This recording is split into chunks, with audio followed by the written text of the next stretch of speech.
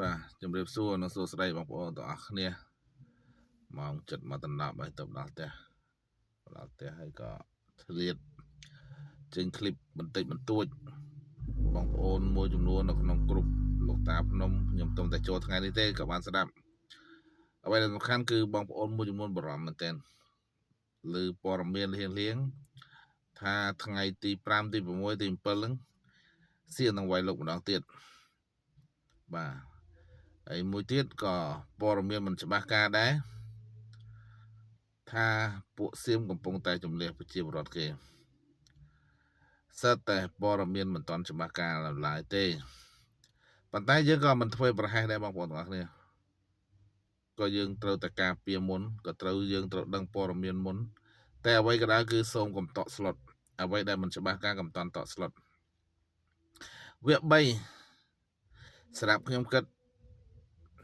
70%មិនមាន30%អ្វីដែលខ្ញុំគិតខ្លួនឯងវិភាគខ្លួនឯងនោះទេដោយសារតែខ្ញុំតាមដានព័ត៌មានខាងថៃជារឿងរាល់ព្រឹកពេលព្រឹកឡើងដែលខ្ញុំឆុងកាហ្វេគឺខ្ញុំស្ដាប់ព័ត៌មានថៃនៅព្រឹកព្រលឹមអញ្ចឹងព័ត៌មានមួយចំនួនគឺខ្ញុំបានស្ដាប់ហើយក៏ថៃគឺគេជឿលើការទូទារបស់គ្រូថៃមែនទែនគេថាក្នុងខែមួយនេះនឹងមានការប្រយុទ្ធម្ដងទៀតតែមិនដឹងពេលណាអាចនឹងពាក់កណ្ដាលខែអាចនឹងចុងខែឬក៏យ៉ាងណាឬក៏ចូលឆ្នាំការនិយាយការវិភាគរបស់ថៃគឺផ្សេងគ្នាគឺគេអត់ឲ្យយើងដឹងមុនទេអ្វីដែលសំខាន់គឺការត្រៀមទោះយ៉ាងណាក៏យើងត្រៀមដែរខ្ញុំគិតថាថៃការប្រយុទ្ធប្រហែលថ្ងៃមកនេះគឺ20ជាងថ្ងៃមកនេះខ្ញុំគិតថាថៃចំណាយច្រើនហើយកម្ពុជាយើងក៏ខាត់បងច្រើនដែរការស្លាប់មិនមែនតែខាងថៃឬខាងខ្មែរទេគឺស្លាប់ទាំងសងខាងតិចឬច្រើនចំនួនទាំងអស់នេះគ្មានអ្នកណាតាន់បង្ហើបទេបាទមានតែចំនួនមិនជាក់លាក់តែយើងនៅតែសង្ស័យហេតុអីសង្គ្រាមច្រើនថ្ងៃងាប់ស្លាប់មនុស្សអស់តែតិចអ្នកម្លេះនេះជាចម្ងល់របស់បងប្អូនទាំងអស់គ្នាប៉ុន្តែព័ត៌មានមួយចំនួនក្តីបារម្ភសំខាន់បំផុតគឺបងប្អូននៅតាមព្រំដែនតែម្ដងខ្ញុំដឹងបាទបងប្អូននៅតាមព្រំដែនប្រួយបារម្ភដូចគ្នាប៉ុន្តែមិនមែនថាអ្នកក្រុងមិនព្រួយបារម្ភណាបងប្អូនក៏មានដ្រូនពួកវាហោះមកដល់ខេត្តក្រុងយើងដែរមិនមែនតែបងប្អូនជិះដែនទេខ្ញុំបារម្ភជាងគេប្រាសាទយើងនៅខេត្តសៀមរាបខ្ញុំបារម្ភធំបំផុតមកបើសិនយើងអស់អានេះមួយទៀតគឺចាប់អញ្ចឹងអ្វីដែលសំខាន់គឺយើងត្រូវតែខំស្មៅសង្កត់ចិត្តពេលខ្លះនិយាយចាញ់វាខ្លះទៅបើវាបកកែអួតរឿងការប្លន់អាការអីហ្នឹងគឺលើកជើងវាទៅបាទអូល្អមែនចៅអូបងចៅលួចហើយបង្ហាញទៀតថតផុសឌឺទៀតទទួលស្គាល់វាទៅព្រោះវាចៅស្របច្បាប់ចៅដែលគ្មានច្បាប់អន្តរជាតិណាគេនឹងស្គាល់ទោសវាភ្លាមប៉ុន្តែកុំភ្លេចថាអំពើអាក្រក់ណាមួយក៏ដោយនៅក្នុងពិភពលោកយើងនេះខ្ញុំមិននិយាយតែស្រុកខ្មែរយើងទេពិភពលោកអំពើអាក្រក់មិនយូរទេបងប្អូនវានឹងវិនិច្ឆ័យដោយខ្លួនឯងចាំមកច្បាស់បងប្អូនធ្វើតែសេចក្តីល្អទៅបងប្អូនទោះជាស្លាប់ក៏មានន័យបាទជីវិត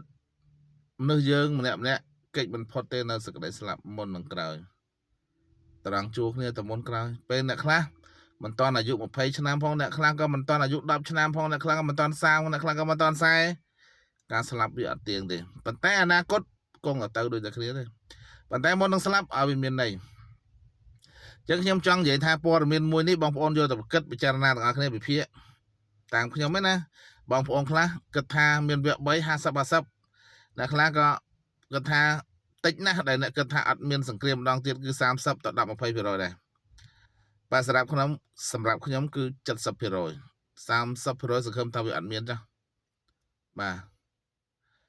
អ្វីដែលនៅពេលនេះគឺថៃវាមិននៅស្ងៀមទេប៉ុណ្ណឹងវាមិនតាន់អស់ចិត្តទេវាចង់ឲ្យយើងនិយាយរួមមួយម៉ាត់ឲ្យខ្លីគឺចង់ឲ្យបំពេញយើងឲ្យស្ងាត់មាត់ bị trong vậy tha trao bị plon bao dương hay ở dương nói nghiêm cầm mót ở đây với thằng trâu chọp ta nhưng cứ tha sòng cung sầm mày ní nhưng mình ai thà bật mọt ban ở ngọc rom bong ôm chiều rọt môi chùm luôn mình bán đấy nhưng chưa thà bong ôm môi chùm luôn là tầm miệng cầm hăng khăng tôi chặtตัวมันเป็นตีนู้นมันเป็นจิตเตะខ្លួនឯងទីនោះមិនមែនជាដីរបស់ខ្លួនក៏ដោយតែជាខ្មែរតែមួយស្រឡាញ់អាណិតយល់ពីអារម្មណ៍មួយនេះជាខ្មែរយើងចឹងអ្វីដែលសំខាន់ព័ត៌មានថ្ងៃនេះផងដែរខ្ញុំក៏សូមជម្រាបជូនបងប្អូនកុំតន់ជឿវាទាំងស្រុងព្រោះធម្មតាអាសៀមវាតែងតែគម្រាមកំហែងហើយវាប្រើ account ខ្មែរយើងឈ្មោះខ្មែរតែម្ដងបងប្អូនប្រយ័ត្នមែនទែនអីបងប្អូនមួយចំនួនចេះតែឆ្ងល់ហេតុអីមិននិយាយត្រង់ឲ្យខ្ញុំនិយាយចំអត់ទេអ្នកតាមដានខ្ញុំទៅយល់អ្នកដែលថ្មីទៅតែតាមដានខ្ញុំគាត់នៅមិនតន់យល់ទេអ្វីដែលខ្ញុំនិយាយបច្ចិតបច្ឆៀងខ្ញុំប្រាប់ឲ្យតាំងពីដើមអើយព្រោះផេកខ្ញុំក៏មានជនជាតិសៀមច្រើនណាស់ដែលតាមដានខ្ញុំហើយក៏មាន account ខ្មែរបាទប៉ុន្តែសៀមទេបន្លំខ្មែរហើយក៏មាន account ខ្មែរពិតប្រកបយកការឲ្យសៀមដូចគ្នាពេលដែលខ្ញុំនិយាយហ្នឹងក៏វាយកទៅប្រើសៀមដែរណាប្រាប់នេះហើយជាចំណុចសំខាន់មួយដែលយើងត្រូវគិតត្រូវគូអញ្ចឹងខ្ញុំមកទៅមកដល់ផ្ទះមកឥឡូវការងារមកទៀតនឹងអត់អីទេបងប្អូនទាំងគ្នាខ្ញុំជម្រាបជូនប៉ុណ្ណឹងតាំងចិត្តឲ្យស្ងប់ធ្វើចិត្តឲ្យល្អកុំរត់តណាចោលទីនេះគឺជាដីរបស់យើងជាភូមិរបស់យើងជាផ្ទះរបស់យើងកុំឲ្យអាចោលសៀមជឿនពៀនបានអសោះតែមានការរឹងមាំនឹងស្មារតីនឹងនៅឲ្យបានអញ្ចឹងคลิปវីដេអូនេះចែករំលែកប៉ុណ្ណឹងអរគុណជម្រាបលា